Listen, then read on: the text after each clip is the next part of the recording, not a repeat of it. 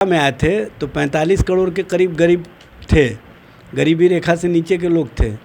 और आज आप स्वयं गौरवान्वित महसूस करते हैं। हारते हों जब आपको जनता और जनता की उम्मीदों पर कहीं ना कहीं ख़तरा महसूस होता हो तो आप मुजरा जैसे शब्दों का इस्तेमाल करेंगे। प्रधानमंत्री जी सिर्फ़ और सिर्फ वैसी बातें कहते हैं जो गली कूचे का व्यक्ति कहता है। इस तरह की भाषा, इस तरह का सोच, इस तरह का मर्यादा कहीं ना कहीं जो पद है उसको भी कमज़ोर करता है।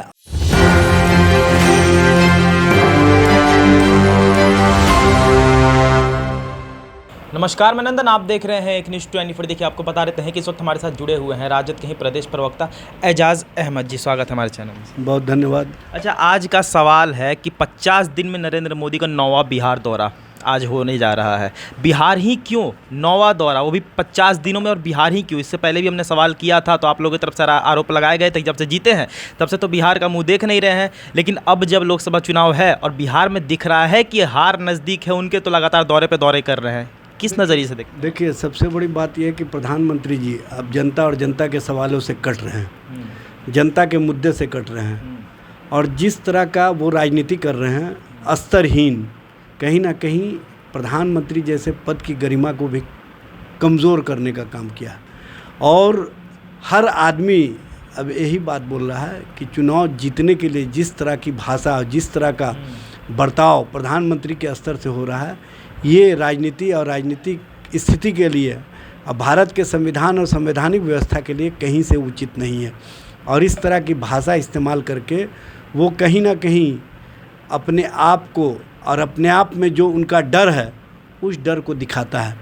क्योंकि 34 साल के नौजवान के सामने वो जनता और जनता की उम्मीदों पर टिक नहीं पा रहे हैं, जनता के विश्वास पर टिक नहीं पा रहे हैं। जनता उनको जिस तरह से कहीं ना कहीं उनको एहसास इस बात का है कि बिहार की जनता, बिहार के लोग हमारे कार्यों को पसंद नहीं कर रहे हैं, हमारे बातों को पसंद नहीं कर रहे हैं।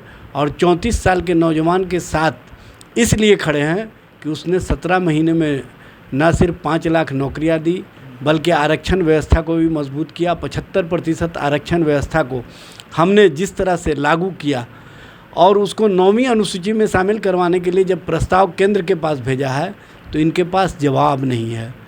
भाई, आपको जवाब देना चाहिए कि 9वीं अनुसूची में कब शामिल करेंगे, कब जातीय जनगणना देश स्तर पर कराने का काम करेंगे, कब 75% आरक्षण की व्यवस्था बिहार के तर्ज पर देश में देने का काम करेंगे। इस पर इनको जवाब नहीं सूझ रहा है। इसीलिए ये मंगलसूत्र, टोटी और कल तो हद के नीचे चले गए, मुजरे जैसे शब्दों का इस्तेमाल किया। भाई, आप प्रधानमंत्री हो, आप पद की गरिमा का ख्याल रखें। आप इस तरह की भाषा बोलेंगे तो आपके जो कार्यकर्ता हैं, आपके जो लोग हैं, वो कहते हैं कि हम सबसे अलग पार्टी, अलग सोच वाले लोग हैं। तो आपका अलग सोच इसी तरह का है कि जब आप हारते हों, जब आपको जनता और जनता की उम्मीदों पर कहीं ना कहीं ख़तरा महसूस होता हो तो आप मुजरा जैसे शब्दों का इस्तेमाल करेंगे। प्रधानमंत्री जी, आप स्वयं चुनाव जीतने के लिए और स्वयं को, अपने आप को सत्ता में बनाए रखने के लिए जिस तरह का राजनीतिक खेल खेल रहे हैं, ये लोकतंत्र और संविधान की व्यवस्था के लिए ठीक नहीं है। उन्होंने ये भी कहा है कि लालटेनियों ने अपना घर रोशन किया है आपको टारगेट करते हुए, और सारे शहजादे अब छुट्टी पड़ जाएंगे चुनाव के बाद। क्या? देखिए, सबसे बड़ी बात यह है कि जब भारत में लोग कहते हैं कि जो लोग बुज़ुर्ग हो जाते हैं वो ऐसी ऐसी भाषा बोलते हैं अपने बच्चों के संबंध में जो भाषा किसी को भी पसंद नहीं आता है, तब घर के ही लोग उनको इलाज की व्यवस्था कराते हैं। और हम समझते हैं कि भारतीय जनता पार्टी के अंदर जो लोग हैं उनको चाहिए कि उनका, कहा मनमोहन सिंह जी 80 बरस से ऊपर के हो गए थे, तब भी वो भारत के लोकतंत्र और लोकतांत्रिक व्यवस्था, भारत की अर्थव्यवस्था कैसे मजबूत हो, भारत की जनता कैसे मजबूत हो, इसी पर बात करते थे।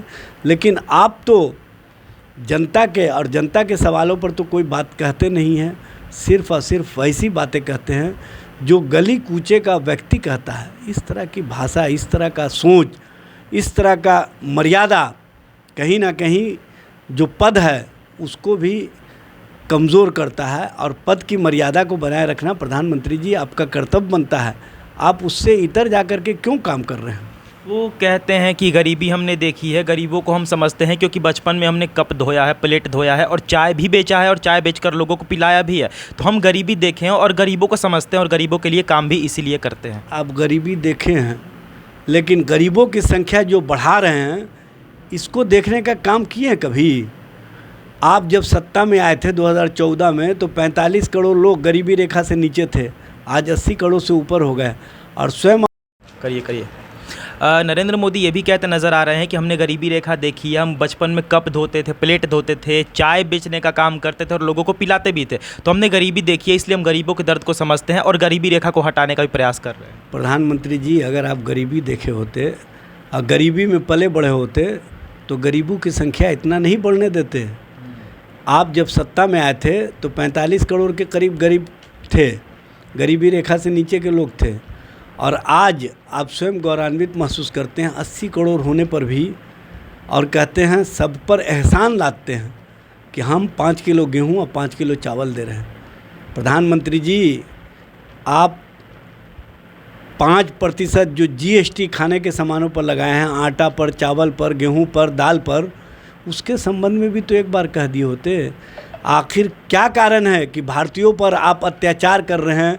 अंग्रेज़ों के समय में हम लोग सुना करते थे कि जब भारतीयों पर उनको अत्याचार करना होता था तो वो खाने के सामानों पर टैक्स लगाते थे। और आपने देखा होगा गांधी जी इसी के ख़िलाफ़ आंदोलन शुरू किए थे, जो नमक आंदोलन शुरू किए थे। नमक पर टैक्स लगा दिया था भारतीयों पर, तो पूरा भारतीय समाज उठ खड़ा हुआ था। और आप आज सारे सामानों पर टैक्स लगा रहे हैं। आप पढ़ने वाली किताब और कलम पर 18% GST लेते हैं, और जो गहने के सामान है उस पर 3%। कौन सी नीति है, कौन सी सोच है?